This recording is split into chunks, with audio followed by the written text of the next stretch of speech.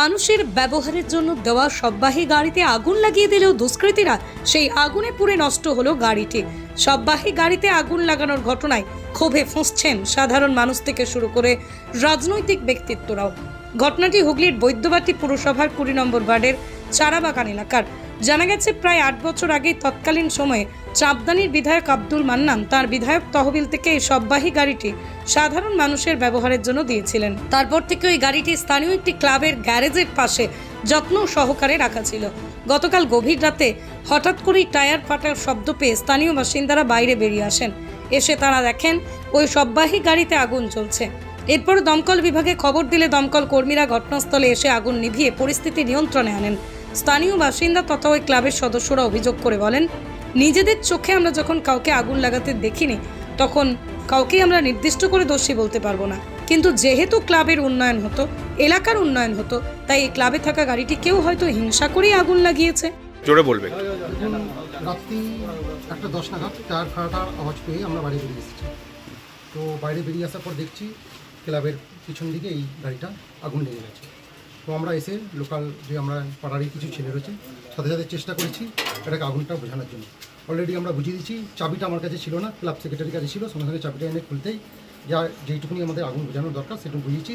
সাথে সাথে আমরা কল করেছি পুলিশকে, পুলিশ এসেছিলো, একজন কনস্টেবল এসেছিলো, আর দমকলকে এসে ফোন করেছিলাম, দমকল বাহিনী এসেছিলো। ততক্ষণে আমরা অলরেডি আগুন বুঝিয়ে দিচ্ছি। দমকল বাহিনী এসে বললো এটা যে বেশি না 1-আধা ঘন্টা পেলেই মানে আগুনটা লাগানো হয়েছে।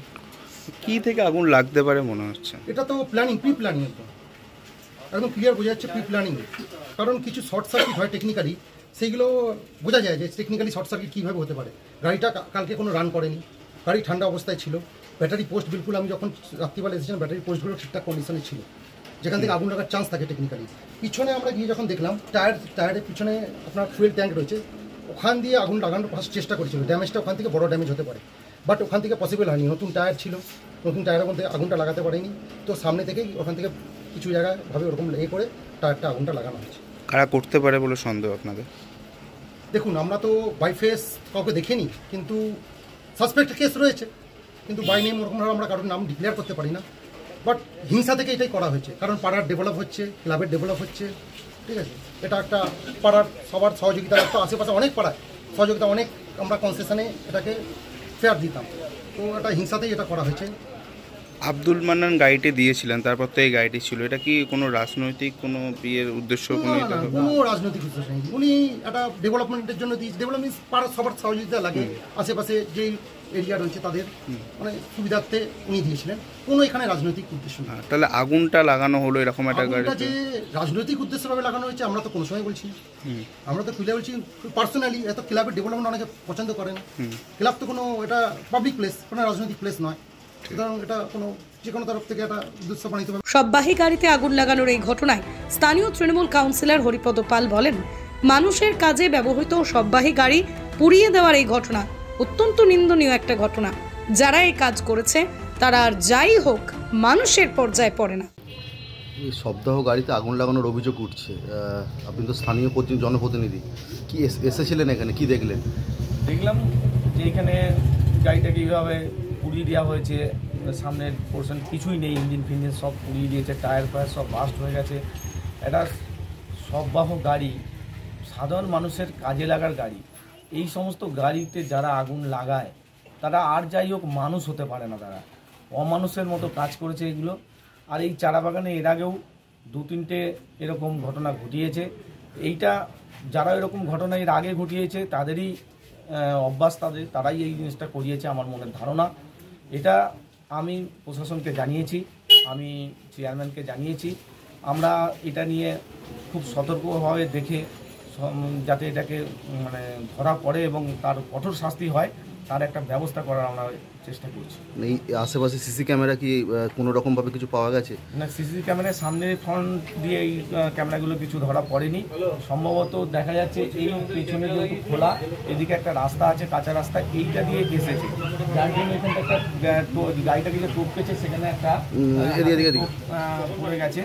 আর পেছনের চেষ্টা হয়েছিল আগে ধরানোর, পেছনটা ধরেনি, তাই সামনের দিকটা করে এইদিকে পরবর্তীকালে লাগিয়ে এটাকে আগুন জ্বালানো হয়েছে। এটাই একটা হিংসা এই থেকে হয়েছে। এলাকার এই এলাকায় এর আগেও আকবর আলী খন্দকারের একটা জিপ থাকতেন, সেটাকে আগুন লাগিয়ে দেওয়া হয়েছিল। এখানে একটা পার্টি অফিস ছিল, সেটাকে আগুন লাগিয়ে দেওয়া হয়েছিল। একটা বেকার ছেলে বই খাতার দোকান করেছিল রাস্তার 3 রাস্তার মোড়ে সামনেটায়, সেটাকে যেদিনকে করেছে তার পরের দিনকেই আগুন জ্বালিয়ে দেওয়া হয়েছিল পুরো বই খাতা সমেত। ছেলেটা একদম গরিব, কোনো রকম ধার দেনা করে বই খাতার দোকানটা করেছিল, সেই তাকে তুলে দেওয়ার জন্য আগুন লাগিয়ে দেওয়া হয়েছিল, তাকে অন্য সুযোগই দেওয়া হয়নি। ঠিক এই সব যে সব মানসিকতা যারা করেছিল, ঠিক এটাও ঠিক সেই তাদেরই কাজ এটা। তৃণমূল কাউন্সিলরের পাশাপাশি এই ঘটনার নিন্দা জানিয়েছেন স্থানীয় বিজেপি নেতা স্নেহাংশু মাহান্ত। একই সাথে এই ঘটনায় শাসক দলকেও কটাক্ষ করেছেন তিনি। 8 বছর আগে আব্দুল মান্নানের দেওয়া একটি গাড়ি 20 নম্বর ওয়ার্ডে চারাবাগান এলাকায় ছিল, সেটা পুড়িয়ে দেওয়া হয়েছে এমনই অভিযোগ করছেন এলাকার স্থানীয় কাউন্সিলর থেকে এলাকাবাসী। কি বলবেন? ব্যাপার হচ্ছে, একটা সাধারণ মানুষের ব্যবহারে সববাহী গাড়ি যে বা যারাই পুড়িয়ে থাকুক, সেটা বিরাট বড় অন্যায় কাজ হয়েছে। আজকে কারা করেছে সেটা খুঁজে বের করতে হবে, কেন প্রশাসন তৃণমূলের, পৌরসভা তৃণমূলের, সবই ওদের। আজকে আইনের শাসনটা কোথায় আজকে পশ্চিমবঙ্গে, যেখানে একটা সববাহী গাড়ির মতন জিনিস, যেখানে পাঁচিল ঘেরা, সব কিছু ঘেরা। উনি বলছেন, এই কদিন আগে উনি বড় বড় করে প্রচার করলেন ফেসবুকে যে আমি সব জায়গায় সিসিটিভি লাগিয়েছি, তারপরেও কিভাবে একটা সববাহী গাড়িতে আগুন দেওয়া হয়। অবিলম্বে আমি চাইব ওনাদের প্রশাসন ওনাদের হাতে, সব কিছুই ওনাদের হাতে, ওনারা খুঁজে বের করুক। যদিও জানি কোনো বিচার হবে না। একটা বাচ্চা মেয়ে যেখানে ভোটের উল্লাস, এমন উল্লাস পালন করলো যে একটা বাচ্চা মেয়ের জীবনহানি হয়ে গেল, প্রাণহানি ঘটে গেল। চারিদিকে আইনের শাসন আর কোথায়? আজকে পশ্চিমবঙ্গে কোনো আইনের শাসন নেই। আজকে এটাও জানি ধামাচাপা পড়ে যাবে, হয়তো যদি খুঁজে বের করতে পারে তাহলে খুব ভালো কথা। এটা আব্দুল মান্নান গাড়িটি দিয়েছিল সাধারণ মানুষের জন্য, যেখানে কোথাও রাজনীতির রং আছে? হ্যাঁ, এতে অবশ্যই রাজনীতির রং আছে। যেহেতু ওটা সৌজন্যে আব্দুল মান্নান লেখা আছে, অবশ্যই আমি মনে করি এতে রাজনীতির রং জড়িত আছে। কারণ রাজনীতি ছাড়া এটা সাধারণ মানুষ তো আগুন দিতে যাবে না। সাধারণ মানুষের শত্রুতা কোথায়? একটা সাধারণ মানুষের ব্যবহারেই তো একটা সববাহী গাড়ি ইউজ হচ্ছে, সেখানে সাধারণ মানুষেরও এর ওপর শত্রুতা কোথায়? যে একটা সববাহী গাড়ি, এটা তো চোর ছেচরের কাজ নয়, এটা সম্পূর্ণভাবে রাজনৈতিক ব্যাপার আছে আমি মনে করি। কম খরচে মোটর বাইক কিনতে চান? স্বপ্নের বাইকের খোঁজ করছেন আপনি? তাহলে আর দেরি কেন, আজই আসুন এনসি পাল অটো প্যালেসে। হিরো, হোন্ডা এবং টিভিএস কোম্পানির যাবতীয় মোটর বাইক পেয়ে যাবেন এখানে। গাড়ি ক্রয় করলে helmet, seat cover, leg guard, grip cover পেয়ে যাবেন সম্পূর্ণ বিনামূল্যে। এছাড়াও 500 টাকার পেট্রোলের ভাউচারও দেওয়া হয়। গাড়ি বিক্রয় ও সার্ভিসিংও করা হয় আমাদের এখানে। জল সার্ভিস মাত্র 30 টাকা, ফুল সার্ভিস মাত্র 220 টাকা। সমস্ত পার্টস পেয়ে যাবেন এনসি পাল অটো প্যালেসে। ঠিকানা দিগড়া, নতুন বাজার, গোঘাট, হুগলি।